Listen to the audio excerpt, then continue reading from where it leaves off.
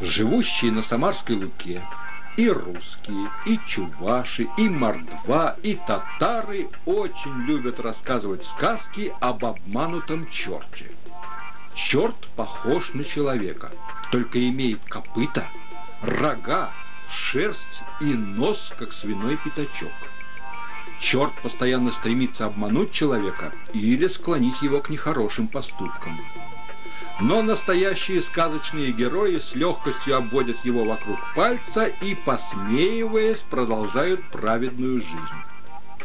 На Самарской Луке почему-то больше всего сказок об обманутом черте рассказывают чуваши. Послушайте одну такую сказку.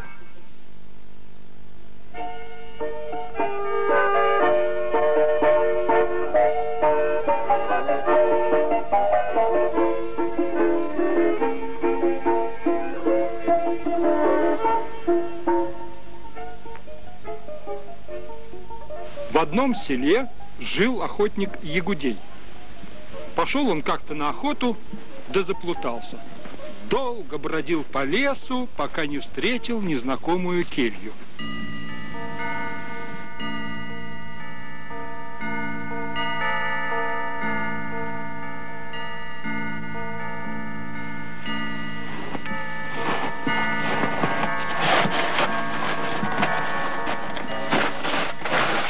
Заходит в нее, а горница полна нечистой силы. Ходит по избе чертова баба, а по лавкам чертенята сидят.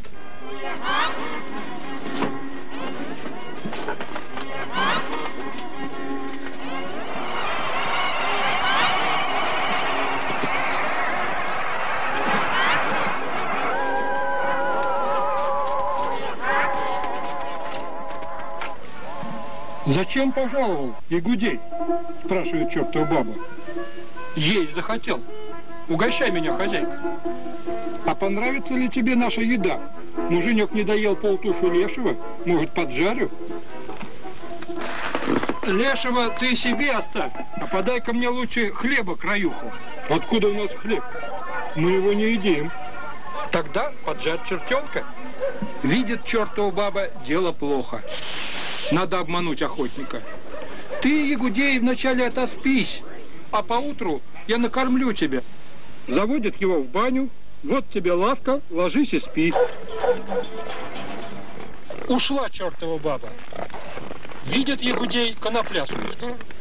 Положил коноплю на лавку, а сам на теплые камни лег и уснул.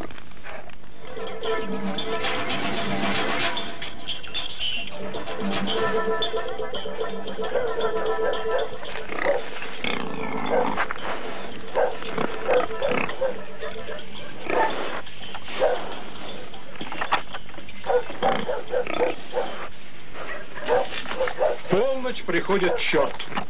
Баба сразу муженька к делу толкает. Рассказала ему все. Взял черт пруд 60 пуд, залез на крышу и давай по конопле прутом бить.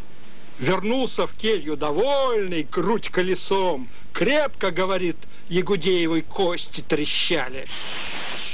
Утром охотник будет чертей. Те увидали, слова вымолвить не могут. Сжалься, Ягудей, не ешь чертененка, мы тебе за это мешок золота дадим. Подносят ему мешок. А у нас кто дает, тот и несет. Пришлось чертям поклажу на себе тащить. С тех пор черти в «Жигулях» больше всего охотников боятся.